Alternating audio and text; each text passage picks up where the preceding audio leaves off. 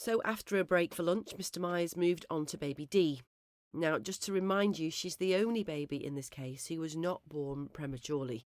She weighed a healthy £6 14 ounces when she was born, and she was actually only in the neonatal unit because the hospital made a mistake. The court has heard that doctors failed to give her mother antibiotics when her waters broke, and baby D was born around 60 hours later with pneumonia. She died in the early hours of June the 22nd. The prosecution say Lucy Letby murdered her by injecting air into her bloodstream. And you may remember baby D's mother gave evidence to the court in person. She told the jury that when she first went to visit her daughter in Nursery 1 at around 7 p.m. on June the 21st, she saw Lucy Letby hovering around her cot in Nursery 1, but not doing much. It's worth pointing out here that Lucy Letby wasn't baby D's designated nurse that night, but she was looking after other babies in the same intensive care room. So Mr. Myers asked Lucy Letby what she remembered about this. Yes, and she told the jury she didn't usually get to the hospital for a night shift until after 7 p.m. And she claimed she had no recollection of seeing baby E's mum or having any conversation with her.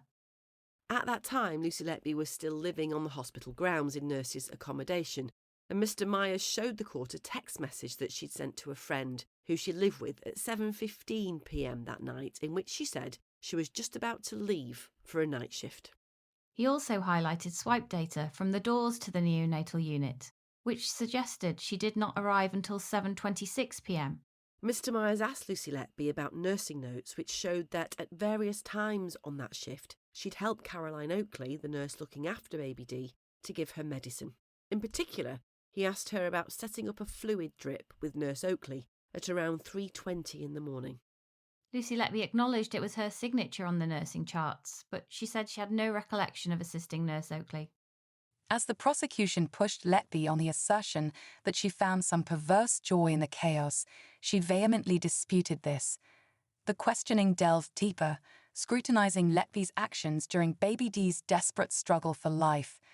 However, she maintained ambiguity about her specific role in the infant's failed resuscitation attempts. In a riveting turn of events, Letby accused her fellow healthcare professionals of fatal errors. She posited that their delay in administering antibiotics to baby D's mother could have precipitated the newborn's untimely death. Letby continued to deny any malicious intent towards the baby.